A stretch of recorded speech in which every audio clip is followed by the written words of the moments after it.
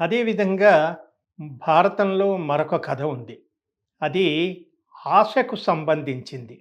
మనిషికి ఆశ అన్నది మనిషిని ఎంత పతనావస్థకు తీసుకువెళుతుంది అనేది మరొక కథలో మనకు కనిపిస్తుంది. ఈ కథ 'వృషభగీతి' అనే ఒక శీర్షికతో ఈ కథ చెప్పబడింది. ఈ కథలో అంశం ఏమిటంటే హైహయ వంశం. హైహయ వంశాన్ని అనేటువంటి వంశంలో ఒక మహారాజు ఉంటాడు. అతని పేరు సుమిత్రుడు. ఐహవ వంశంలో ఉన్నటువంటి సుమిత్రుడు అనేటువంటి ఒక రాజు ఒకరోజు వేటకు వెళతాడు. రాజులకు వేట అనేది వాళ్ళ నిత్యకృత్యం, సహజం కూడా. ఆ సుమిత్రుడు ఒకరోజు అడవిలో వేటకు వెళ్ళి అలా వేటాడుతూ తన బాణంతో ఒక జింకను కొడతాడు. ఆ బాణం తగలగానే ఆ జింక చాలా వేగంగా ఉంటుంది కదా! దానికి బాగా విద్య తెలుసు, శబ్దవేది అంటారు. ఆ శబ్దాన్ని కూడా బాగా పసిగడుతుంది. కాబట్టి బాణం విసరగానే అది తన ఒంటికి తగిలే క్షణంలోనే అది తప్పించుకొని ముందుకు పరిగెడుతుంది. అది అందనట్టుగా పరిగెట్టగానే ఈ సుమిత్రుడనేటువంటి రాజు పట్టుదలతో దాన్ని పట్టుకోవాలి అని ఆ జింక వెనక పరిగెడుతూ ఉంటాడు. అలా అది పరిగెడుతూ ఒక అడవిలోకి వెళ్ళిపోతుంది. అడవిలోకి వెళ్ళి చివరికి అది కనిపించకుండా పోతుంది. ఆ జింకను పట్టుకోవాలి అనే పట్టుదలతో పరిగెడుతున్నటువంటి సుమిత్రుడనే రాజు అలాగా పరిగెత్తి కొంత సమయానికి బాగా అలసిపోయి ఆ అడవిలో ఒక చిన్న ఆశ్రమం ఉంటుంది. ఆ ఆశ్రమం దగ్గరికి వెళ్ళి అక్కడ ఉన్నటువంటి ఋషులను కలుస్తారు. ఆశ్రమం అనగానే మునులు, ఋషులు, తాపసులు, యోగులు వీళ్ళు కనపడతారు. కాబట్టి అక్కడ వెళ్ళి ఆ ఋషులను కనపడని ఆ ఋషులంతా కూడా వచ్చి అప్పుడు ఆయనకి మహారాజు కదా! రాజు అనగానే వాళ్ళకి సత్కారాలన్నీ చేసి గౌరవిస్తారు. ఈ రాజు కూడా ఋషులను గౌరవ భావంతో వాళ్లకు నమస్కరించి, అయ్యా, నేను ఇలా జింకను వేటాడుతూ ఇక్కడికి రావడం జరిగింది. చివరికి నాకు ఆ జింక దొరకలేదు.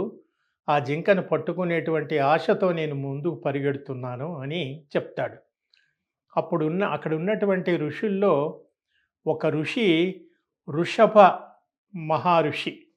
ఆ వృషభ ఋషి ఏం చెప్తాడంటే, మహారాజా, ఆశ అనేది చాలా మనిషిని అధపతనానికి తీసుకువెళ్ళేటువంటిది. కాబట్టి మనిషికి ఆశ అనేది ఉండకూడదు. దానివల్ల చాలా అనర్థాలు వచ్చే పరిస్థితి ఉంది. అందుకు సంబంధించి నేను మీకు ఒక కథ చెబుతాను, వినండి. మీరు జింక మీద ఆశతో ఇంకా ముందుకు వెళ్ళాలి అని అనుకుంటున్నారు. ఇంకా దాని మీద ఆశ మీకు చావలేదు. కానీ ఆశ దేని మీద ఉండాలో, ఎంతవరకు ఉండాలో అంతవరకే ఉండాలి. ఒక జింక కోసం మీరు ఆశపడి ఇలా రావటం సముచితంగా లేదు అని చెబుతూ అతను మరొక కథ చెప్తాడు. ఆ కథ ఏమిటంటే, పూర్వం బదరికావనంలో, అక్కడన్నీ వనాలు, అడవులు, వనాలు, ఆశ్రమాలతో నిండినటువంటి ఆ బదరికావనంలో నరనారాయణ ఆశ్రమం అనేటువంటి ఒక ఆశ్రమం ఉండేది. ఆ ఆశ్రమంలో నిత్య వేద పారాయణాలు, యజ్ఞయాగాదులు జరిగేవి. ప్రతినిత్యం అక్కడ ప్రశాంతమైన వాతావరణంలో ఋషులు, మునులు అందరూ కూడా వాళ్ళ నిత్య నైమిత్తిక కార్యక్రమాల్ని కొనసాగిస్తూ ఉండేవారు. ఆ ఋషులలో నేను ఒకరోజు అక్కడికి వెళ్ళాను, ఆ బదరికావనంలోని ఆశ్రమానికి, ఆ నరనారాయణ ఆశ్రమానికి. అక్కడ నేను ఒక గొప్ప వ్యక్తిని చూశాను. అతను చాలా బక్కపల్చగా, చాలా బక్కచిక్కిపోయి, మామూలు మనిషి కంటే 8 వంతుల ఎత్తుగా ఉన్నటువంటి ఒక పొడవైనటువంటి పక్కపల్చటి వ్యక్తిని చూశాను. అతను ఒక మహాయోగి. అతని పేరు తనువు. ఆ తనువు అనేటువంటి వ్యక్తి ఆ ఆశ్రమానికి వచ్చి ఆ ఋషుల మధ్యలో కూర్చున్నాడు. అతను కూర్చుని ఆ ఋషులతో గోష్ఠి జరుపుతున్న సమయంలో నేను అక్కడ ఉన్నాను. అటువంటి సమయంలో వీరద్యుమ్నుడు అనేటువంటి ఒక రాజు తన భార్య సమేతంగా తన చతురంగ బలాలతో ఆ ఆశ్రమానికి వచ్చాడు. వీరద్యుమ్నుడు అనేటువంటి రాజు భార్యతో సమేతంగా చతురంగ బలాలతో ఆ ప్రయాణం చేస్తూ చేస్తూ ఈ బదరికావనానికి వచ్చి ఆ తనువు అనేటువంటి ఆ ఋషి దగ్గరికి వచ్చి పాద నమస్కారం చేసి, మహానుభావ, నా కుమారుని పేరు భూరిధుమ్నుడు. ఇతని పేరు వీరద్యుమ్నుడు. తన కుమారుడి పేరు భూరిద్యుమ్నుడు. ద్యుమ్నము అంటే కాంతి, భూరిద్యుమ్నుడు. కాబట్టి నా కుమారుడు భూరిద్యుమ్నుడు అనేటువంటి వాడు కొంతకాలం క్రితం ఇలాగే వేటాడుతూ అడవిలోకి వచ్చి తప్పిపోయాడు, కనిపించకుండా పోయాడు. అతన్ని వెతుక్కుంటూ నేను నా సర్వ సైన్యంతో, నా భార్యతో సహా నా కొడుకును వెతుక్కుంటూ వచ్చి ఇలా దారిలో మీ ఆశ్రమాన్ని చూసి మిమ్మల్ని కలిశాను. కాబట్టి నా కుమారుని గురించి చెప్పండి అని చాలా దుఃఖంతో అడుగుతాడు. అప్పుడు ఆ తనువు అనేటువంటి మహర్షి ఉన్నాడే, ఆయన దివ్య దృష్టితో చూసి, ఓ మహారాజా, నీ కుమారుడు ఎవరైతే భూరిద్యుమ్నుడు తప్పిపోయాడు వెతుక్కుంటూ వచ్చారో అతను గతంలో ఒక పాపం చేశాడు. ఏమిటంటే, ఒక మహర్షికి ఒక బంగారు కలశము, కొన్ని పట్టు వస్త్రాలు ఇస్తాను అని చెప్పేసి వాగ్దానం చేసి ఆ ఋషిని ఇవ్వకుండా అవమానించి పరిచాడు.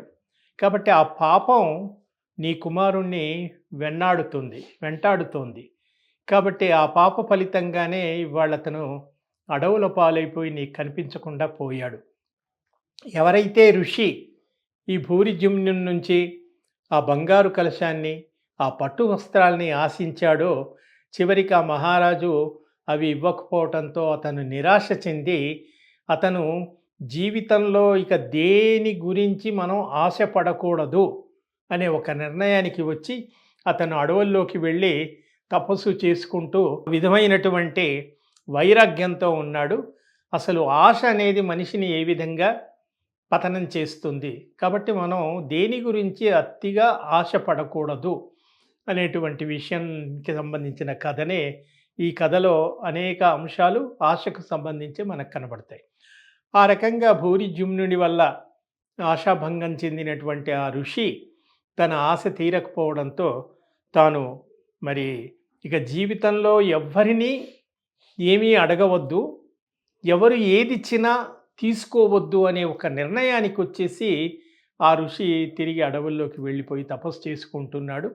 ఆ పాప ఫలితంగానే మరి ఇవాళ భూరిద్యుమ్నుడు అనేటువంటి నీ రాజు కనిపించకుండా పోయాడు అని చెప్పగానే ఆ వీరద్యుమ్నుడు ఈ తనువు అనే మహర్షి కాళ్ళపై పడి, మహానుభావ, మీరు చాలా దివ్యశక్తి సంపన్నులుగా ఉన్నారు, మీకన్నీ తెలుసు, భూత భవిష్యత్ వర్తమానాలు తెలిసిన మహాజ్ఞానులు మీరు. కాబట్టి ఎలాగైనా ఆశ అంటే ఇప్పుడు నా రక్తం పంచుకు పుట్టి నా వంశ వారసుడు, కాబట్టి అతను కనపడాలి అని నేను ఆశించడంలో అది లోకధర్మం. కాబట్టి నా కుమారుణ్ణి ఏ విధంగానైనా నాకు కలుసుకునే అవకాశం కల్పించండి అనగానే అది గమనించినటువంటి తనువు తన దివ్య దృష్టి చేత ఆ తప్పిపోయినటువంటి ఆ భూరిద్యుమ్నుడు అనేటువంటి రాజకుమారుణ్ణి రప్పించి ఆ వీరద్యుమ్నునికి తో కలిపి తిరిగి వాళ్ళ దేశానికి పంపిస్తాడు. ఇది కథ. ఈ కథ ఎవరు? వృషభ ఋషి ఎవరికి చెప్తున్నాడు?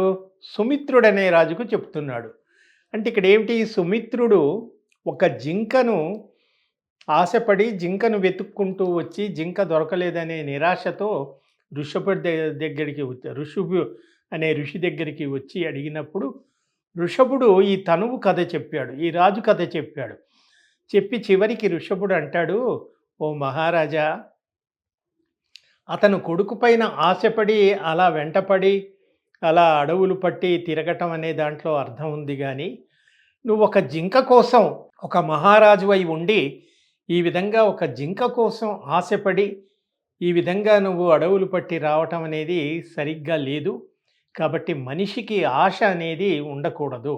అక్కడ ఆశపడి భంగపడినటువంటి ఒక ఋషి, ఇక్కడ ఒక సామాన్యమైనటువంటి ఒక చిన్న ప్రాణి కోసం ఆశపడినటువంటి ఒక మహారాజు, ఇక్కడ వంశం నిలబెట్టాలి అని ఆశపడి ఉన్నటువంటి మరో మహారాజు, ఇలా వీళ్ళందరి మధ్యలో ఆశ అనేటువంటి ఒక పాశం ఏ విధంగా ఉంది, ఎవరెవరు ఎలా ప్రవర్తించారు అనేటువంటి ఒక విషయాన్ని చెబుతూ, మనిషికి ఆశ అనేది పరిమితంగానే ఉండాలి.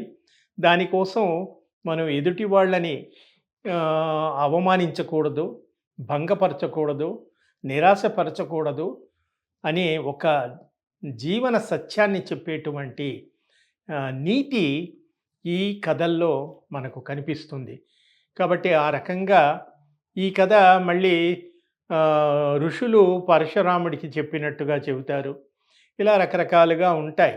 కాబట్టి ఇలా అనేక కథలు మనకు శాంతి పర్వంలో వీటిని ఉపాఖ్యానాలంటారు.